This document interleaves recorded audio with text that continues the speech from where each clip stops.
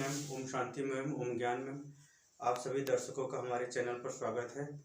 आज हम लोग बीएड सेकंड सेमेस्टर के अंतर्गत चिंतन स्तर के शिक्षण हेतु सुझाव यानी चिंतन स्तर पर शिक्षण करने के लिए किन किन गतिविधियों का अध्यापक को पालन करना चाहिए उसके विषय में है सुझाव। चिंतन स्तर क्या है? यानी अध्यापक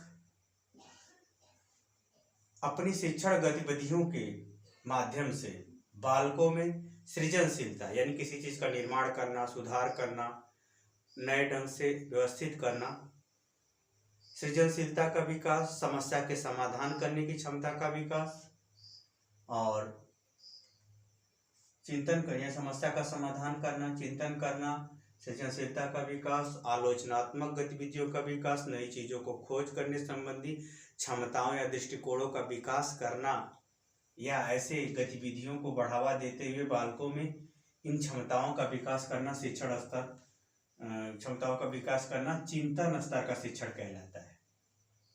अब चिंतन स्तर के शिक्षण के माध्यम से बालकों में किस प्रकार चिंतनशीलता को बढ़ावा देना चाहिए यानी समस्या के समाधान संबंधी समस्या समाधान संबंधी गतिविधियों को सोचने समझने की क्रियाकलापों को किस प्रकार बढ़ावा दे अध्यापक कक्षा कक्ष में, उसके लिए सुझाव इस प्रकार। पहला, समस्याओं के प्रति संवेदनशीलता यानी जब अध्यापक किसी समस्या के बारे में अगर अवगत कराए तो वो इस प्रकार से उस कक्षा कक्ष में प्रस्तुत करे कि बालक उसे संवेदना यानी भावात्मक रूप से उसे ग्रहण करे, उसके महत्व को उसकी समस्या को या उस दर्द को आत्मसात करने में सफल हो, ताकि वह व्यवस्थित रूप से उस चुनौती को स्वीकार करते हुए उसका समाधान खोजने के लिए प्रोत्साहित हो सके। जैसे कहा जाता है जब मित्र के दर्द को दूसरा मित्र समझता है तब उसके लिए उसको प्रयास करता है। तो इसी तरह से अध्यापक अगर कक्षा कक्ष में कोई समस्या प्रस्तुत कर रहा है, सामाजिक हो, विषय से संबंधित हो, किसी से भी संबंधित हो, तो इस प्रकार से भावपूर्ण ढंग से प्रस्तुत करे कि बालक उस समस्या को संवेदनाओं के माध्यम से आत्मसात कर लें, और आत्मसात कर लेंगे तो उसके प्रति वह उस समस्या को हल करने के प्रति ज्यादा चिंतन शक्ति का विकास होगा। तब वो शिक्षण क्या कहलाया जाएगा? चिंतन स्तर का शिक्षण कहलाएगा। दूसरा है स्मृति स्तर और बोध स्तर के पश्चात यानी स्मृति स्तर और बोध स्तर का नॉलेज और इस स्तर पर शिक्षण व्यवस्थित कर ले शिक्षक, तब जाकर के चिंतन स्तर का शिक्षण करे। नहीं तो चिंतन स्तर का शिक्षण निष्प्रभावी हो जाता है यानी उसका प्रभाव अधिक नहीं पड़ता है। यानी बालकों के अंदर स्मृति की क्षमता विकसित कर ले, फिर उस विषय को समझने बुझने की क्षमता विकसित कर ले, तब उस पर जो है चिंतन संबंधी, उसके विकास संबंधी, उसमें समस्या के समाधान संबंधी गतिविधियों को दूर करने संबंधी चिंतन स्तर पर शिक्षण करेगा तो प्रभावशाली होगा। तीसरा है परिकल्पनाओं का स्पष्टीकरण यानी जब कहा जाता है परिकल्पना क्या है? किसी विषय का या किसी समस्या का संभावित उत्तर है, उसे परिकल्पना कहते हैं।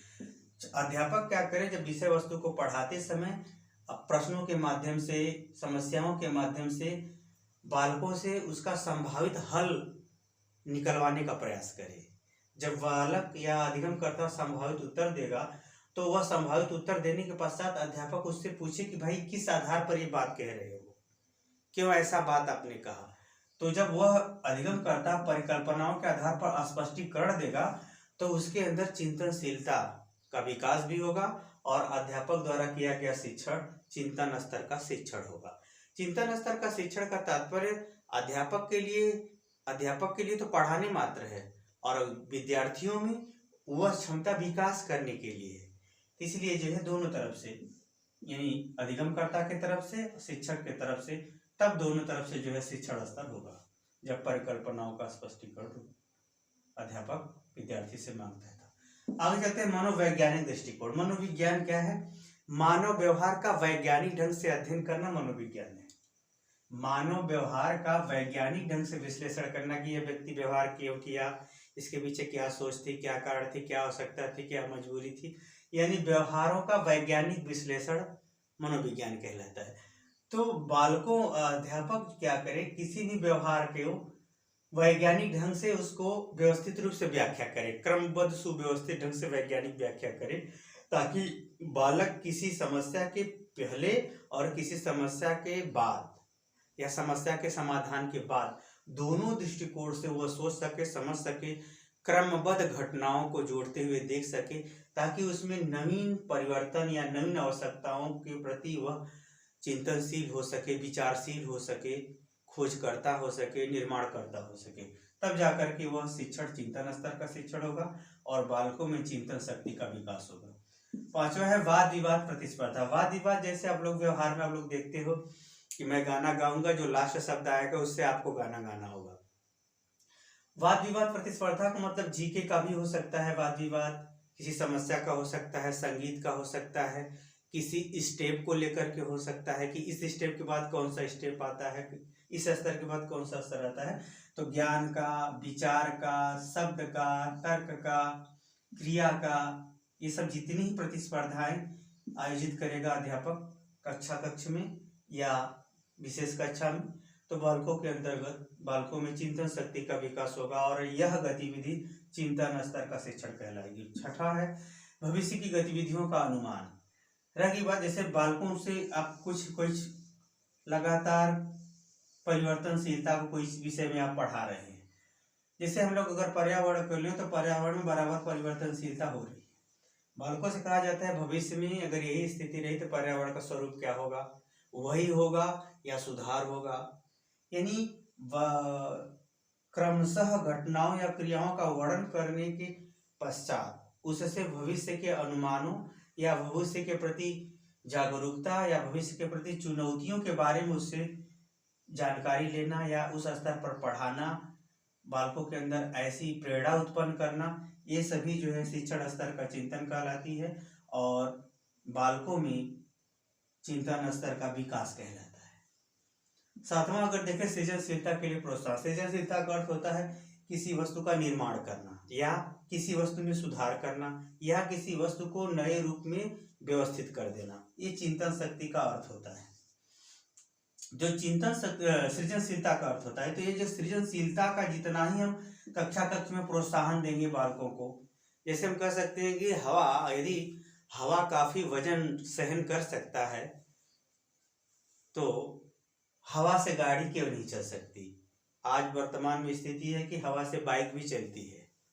ये अलग बात है कि उसके इंजन में उतना दम नहीं है, लेकिन अब जितना ही शोध होते जाएंगे, जितना ही सृजनशीलता का विकास आईटी क्षेत्र में, इंजीनियरिंग क्षेत्र में बढ़ता जाएगा, वह और आगे भविष्य के लिए कारगर सिद्ध होगा।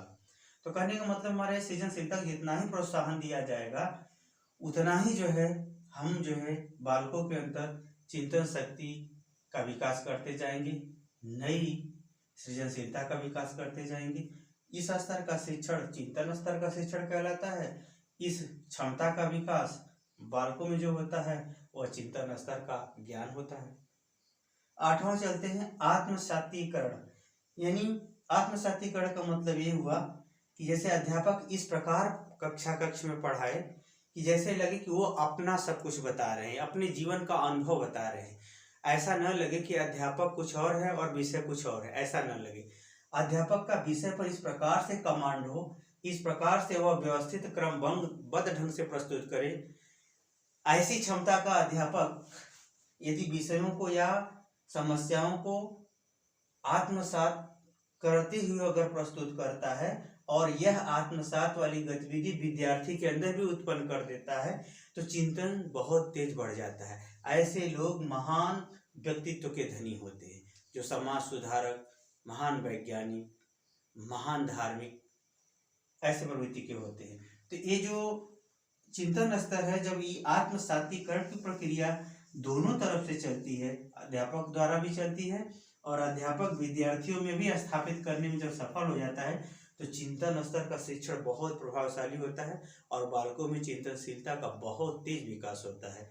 यानी किसी समस्या, चुनौती को हल करने संबंधी गतिविधियों का। नौवां अगर चलते हैं व्यापक एवं संगठित ज्ञान।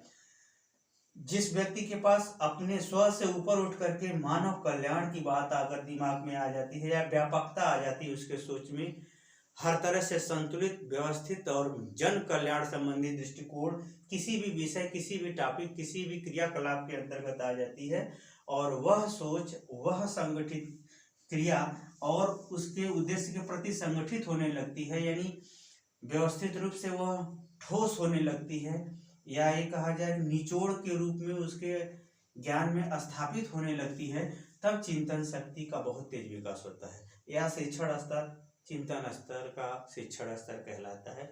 इस प्रकार से बालकों के अंतर्गत शिक्षण स्तर की विभिन्न गतिविधियों या क्रियाकलापों, मानसिक क्षमताओं का विकास भी होने लगता है।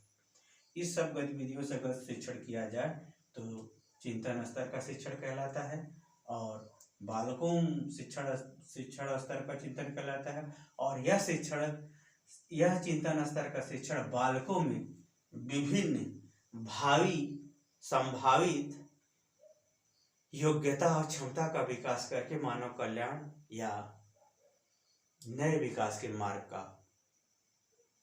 सृजन हो जाता है, नया विकास का मार्ग खोज जाता है। मुझे उम्मीद है कि चिंतन स्तर के शिक्षण के संदर्भ में जो सुझाव मैंने बताया है आपको समझ में आ गया होगा। समझ में आ गया है तो कमेंट बॉक्स में मुझे जरूर बताइए। साथ ही मेरे चैनल को लाइक शेयर सब्सक्राइब जरूर कीजिए। आज के लिए इतना ही। हरिओम।